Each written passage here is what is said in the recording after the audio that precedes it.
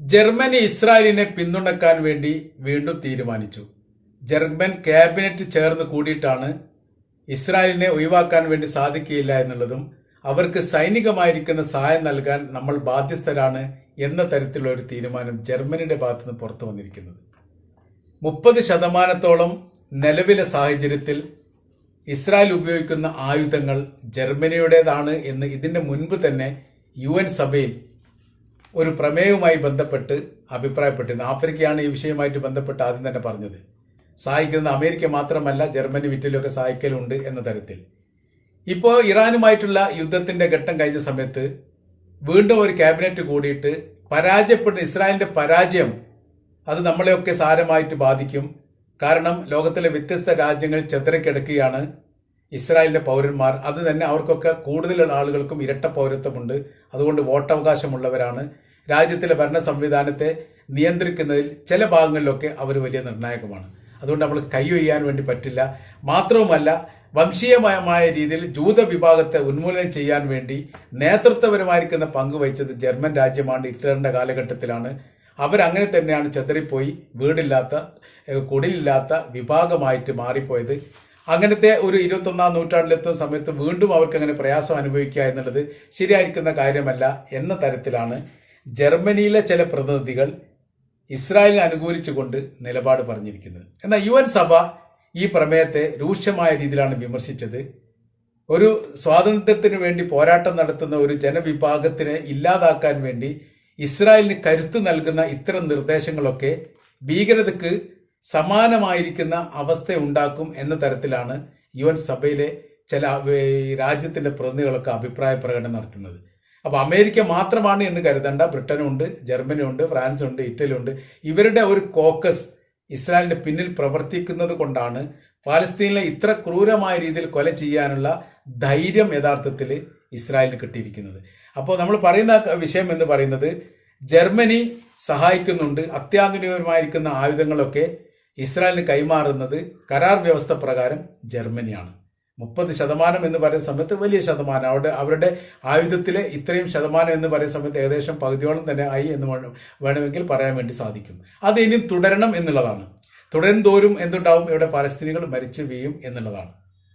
അപ്പൊ ഇപ്പോഴത്തെ Iran Israel സംഘർഷവുമായി ബന്ധപ്പെട്ട കാര്യത്തിന് ചില രാജ്യങ്ങളൊക്കെ ഇസ്രായേലിനോട് തിരിച്ചടിക്കാൻ പറഞ്ഞിട്ടുണ്ട് എന്നുള്ള റിപ്പോർട്ടും ഇപ്പോൾ പുറത്തു വരുന്നു.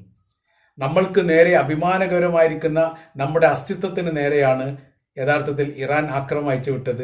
അതിന് തിരിച്ചടി നൽകിയിട്ടില്ലെങ്കിൽ ഇനി ഭാവിയിൽ മറ്റുള്ള രാജ്യങ്ങളും ഇസ്രായേലിനെ ആക്രമിക്കുന്ന സ്ഥിതിവിശേഷം വരും.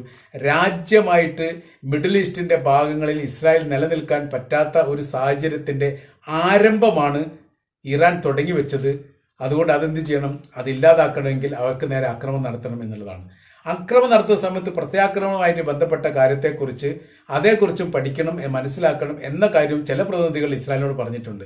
ആക്രമിക്കാൻ പറയാൻ എളുപ്പമാണ്, പക്ഷെ അതിന് പ്രതിരോധ സംവിധാനം നഷ്ടപ്പെടുകയാണെങ്കിൽ യുദ്ധത്തിന്റെ രീതിക്കും രൂപത്തിനൊക്കെ മാറ്റം വരും. പിന്നെ ഗസയിൽ ഒരു ആക്രമണ യുദ്ധം ചെയ്യാൻ പറ്റാത്ത സ്ഥിതിവിശേഷം അവിടെ വരും.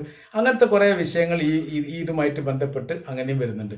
ഏതായിരുന്നാലും യുദ്ധം ചെയ്യണോ വേണ്ടേ, എന്ത് ചെയ്യണം? നമ്മൾ അഭിമാനം തകർന്നിരിക്കുന്നു.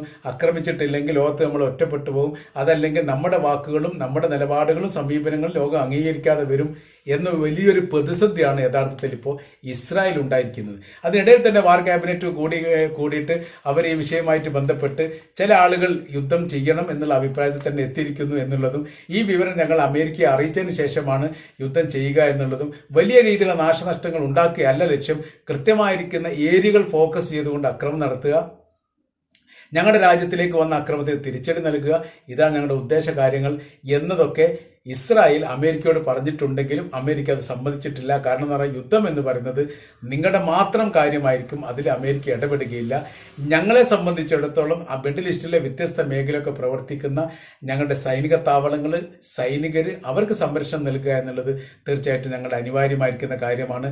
അതിനെ ഫോക്കസ് ചെയ്തുകൊണ്ട് ഇറാനോ അല്ലെങ്കിൽ ഇറാന്റെ മലീഷ്യ ഗ്രൂപ്പുകളോ ആക്രമിച്ചാൽ പ്രതിരോധിക്കാൻ സാധിക്കുന്നില്ലെങ്കിൽ ആ മേഖലയിൽ നിന്ന് തന്നെ എല്ലാ കാലത്തേക്കും ഞങ്ങൾ ഇട്ടെറിഞ്ഞ് പോരേണ്ട സ്ഥിതിവിശേഷം വരും എന്നതിനാൽ ശ്രദ്ധയോടുകൂടി കാര്യങ്ങൾ കൈകാര്യം ചെയ്യണം എന്നുള്ള രീതി തന്നെയാണ് അമേരിക്ക ഇസ്രായേലിനോട് പറഞ്ഞത്. ഇസ്രായേൽ അത് മുഖവിലേക്ക് എടുത്തിട്ടുണ്ടോ ഇല്ലേ എന്നുള്ളതിനെ കുറിച്ചുള്ള വിവരങ്ങളൊന്നും ഇപ്പോഴും പുറത്തു വന്നിട്ടില്ല. കാരണം യുദ്ധവുമായിട്ട് ബന്ധപ്പെട്ട എല്ലാ കാര്യങ്ങളും കൃത്യവും വ്യക്തമായ രീതിയിലൊന്നും ഒരു മീഡിയക്കാർക്കും റിപ്പോർട്ട് ചെയ്യാൻ വേണ്ടി സാധിക്കുകയില്ല.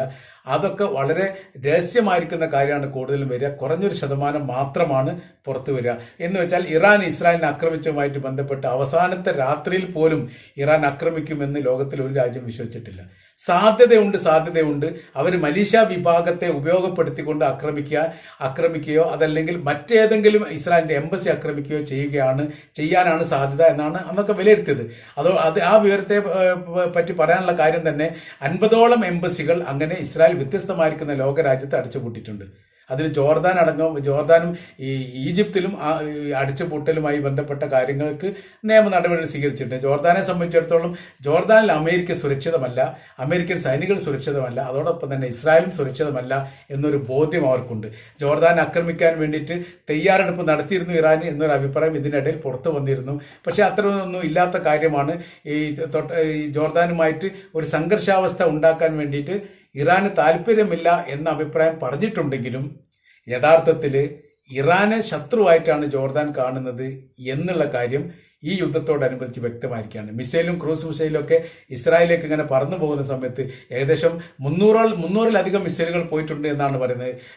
ഈ ഡ്രോൺ അടക്കമുള്ള 300ഓളം ആക്രമണങ്ങൾ ആകാശത്തിലൂടെ ഉണ്ടായി. 100-ലധികം അല്ലെങ്കിൽ 100ഓട് ചേർന്നിട്ടുള്ള മിസൈലിനെയും തകർത്തത് ജോർദാന്റെ സൈനികരാണ് എന്ന റിപ്പോർട്ട് പുറത്തു വന്നതോടുകൂടിയാണ് യഥാർത്ഥത്തിൽ ജോർദാൻ ഏത് കാഴ്ചപ്പാടാണ് എന്നുള്ളതും ഇറാനെതിരെ അവരുടെ നിലപാടും സമീപനങ്ങൾ എന്താണ് എന്നുള്ളതും ലോകം മനസ്സിലാക്കുന്നത്.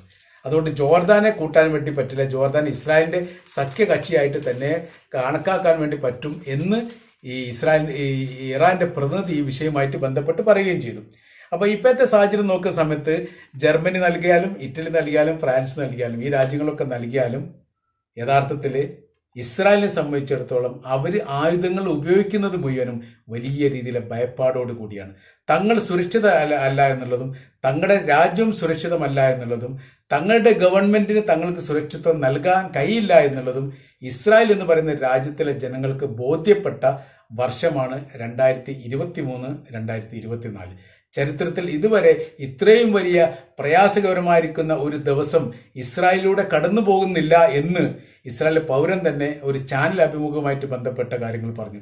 എനിക്ക് 87 വയസ്സോളമായി, ഇത്രയും കാലം ഞാൻ ജീവിച്ചത് ഇവിടെയാണ്. സംഘർഷങ്ങളും വിഷയങ്ങളും ഉണ്ടെങ്കിൽ പോലും ജനങ്ങളെയോ ജനങ്ങളുടെ ജീവിതോപാധിയെയോ അവരുടെ തൊഴിലുമായിട്ട് ബന്ധപ്പെട്ട വിഷയത്തെ ഇത്രയും കാലം ബാധിച്ചിട്ടില്ല. രൂക്ഷമായിരിക്കുന്ന പല യുദ്ധങ്ങൾ നടന്നിട്ടുണ്ട് 1948-ലും 1967-ലും ഒക്കെ. ഇസ്രായേൽ യുദ്ധം നടന്ന സമയത്തും ജനങ്ങൾ സുരക്ഷിതമായിരുന്നു, അവർക്ക് ഭയപ്പാടോ കാര്യങ്ങളോ ഇല്ലായിരുന്നു. അതിന്റെ കാര്യം എന്ന് പറയുന്നത് ആ രീതിയിൽ യുദ്ധം ഒരു മേഖലയിലൂടെയും സംരക്ഷണം മറ്റൊരു മേഖലയിലൂടെയും നടത്താൻ പ്രാഗൽഭ്യം തെളിയിച്ച പ്രധാനമന്ത്രിമാരും ഭരണാധികാരികളുമായിരുന്നു രാജ്യം ഭരിച്ചിരുന്നത്. ഇന്ന് അങ്ങനെയല്ല. ഇന്ന് വ്യക്തി താല്പര്യത്തിനു വേണ്ടി മാത്രം ചെയ്യുന്ന യുദ്ധത്തിലേക്ക് ഈ കാര്യങ്ങൾ ഒതുങ്ങിക്കൂടിയിരിക്കുന്നു എന്ന് ഇസ്രായേൽ പ്രധാനമന്ത്രി നെതന്യാഹുവിനെ വിമർശിച്ചുകൊണ്ടാണ് ജൂത പൗരൻ തന്നെ അഭിപ്രായം പറഞ്ഞത്. ഇതാണ് നിലവിലെ സാഹചര്യങ്ങൾ. അപ്പോൾ ജർമ്മനിയെ സംബന്ധിച്ചിടത്തോളം അവരുടെ സഹായം കൊണ്ടോ അതല്ലെങ്കിൽ മറ്റേതെങ്കിലും രാജ്യങ്ങൾ സഹായിച്ചത് കൊണ്ടോ യുദ്ധം ചെയ്യാൻ തീർച്ചയായിട്ടും സാധിക്കും. കാരണം 32,000-ഓളം ആളുകളെ കൂട്ടക്കൊല ചെയ്ത് ഇസ്രായേൽ മാത്രമാണ്. സൈനികപരമായിരിക്കുന്ന സഹായം ഒരു പക്ഷേ അമേരിക്കയുടെ ഭാഗത്തുനിന്ന് ഉണ്ടെങ്കിൽ പോലും 95% അവരുടെ സൈനികരാണ് ഇല്ലായ്മ ചെയ്യപ്പെട്ടത്, കൊന്നത് എന്നുള്ളത് കൃത്യമാണ്. അതിന് സമാനമായിരിക്കുന്ന സാഹചര്യങ്ങൾ സൃഷ്ടിക്കാനല്ലാതെ ഈ യുദ്ധത്തിൽ ഹമാസിനെ പരാജയപ്പെടുത്തിക്കൊണ്ട് വിജയം നേടുക എന്നുള്ളത് ഇസ്രായേലിനെ സംബന്ധിച്ചിടത്തോളം വലിയ പ്രയാസമുള്ള കാര്യമാണ് എന്ന നിഗമനത്തിൽ തന്നെ തീർച്ചയായിട്ടും നമുക്ക് എത്താൻ വേണ്ടി സാധിക്കുന്നതാണ്.